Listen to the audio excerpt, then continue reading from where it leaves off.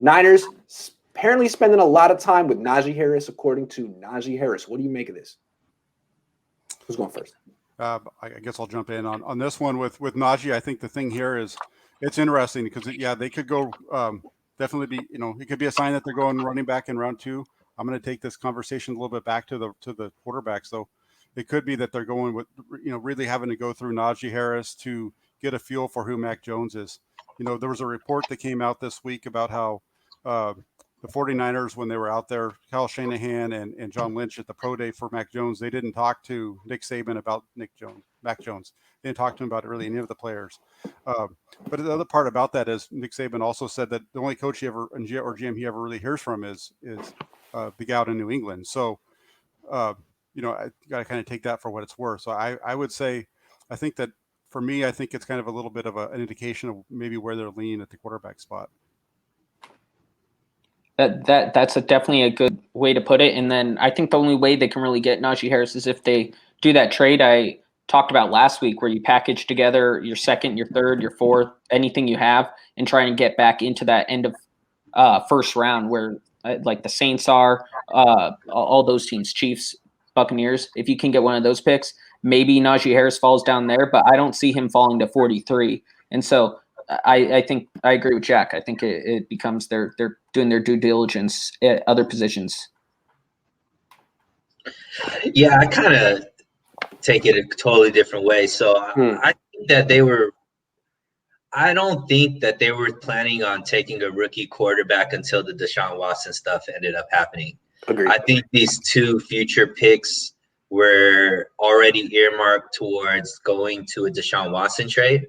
And the minute that all of those, all of the off the field issues made it so that, that trade can't happen because most likely it's going to be a tough way for Deshaun Watson to be able to play this season.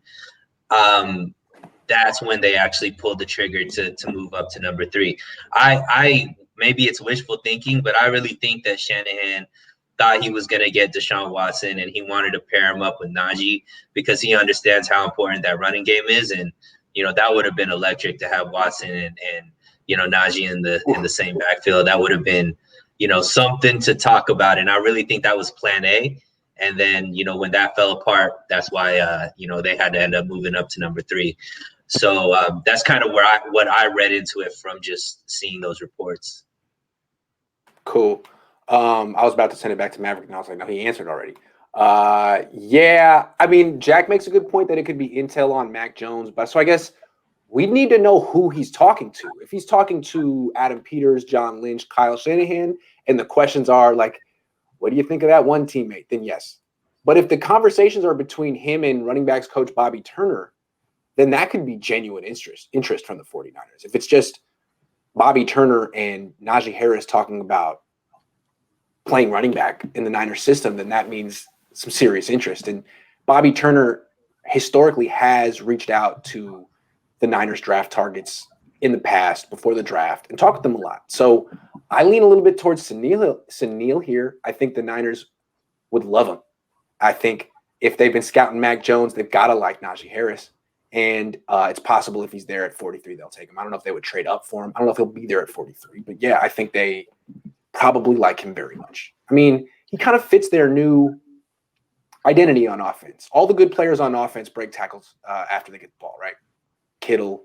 They're fast, but they're also grown men. They're also man-childs. Debo, Kittle. This guy would fit. And he would give them the kind of durable running back who can take 15 to 20 carries a game, which they don't have. And he's really good at pass protection. He could catch the ball out of the backfield. And these are things that, he's already built bigger than any of the running backs they have on in their backfield right now. And, I know Jack's talked about it as well. Like Mostert and Wilson Jr. play best when their body is not with all of these extra bumps and bruises. True. Najee would be able to take that away from those running backs. And, I think the running game would end up being one or two top running games like they were, the year before. Be a slight upgrade over Tevin Coleman. 1.7 yards per carry. What was it? 53 total yards in the season. Is he the lead back in New York right now? Who knows? They had They had a Florida guy last year. Okay. So it's Florida guy, it's Florida Yeah. man and Tevin Cohn. Yeah, I it's like Florida that. man. I'll tell you who he is in a sec. All right, thanks.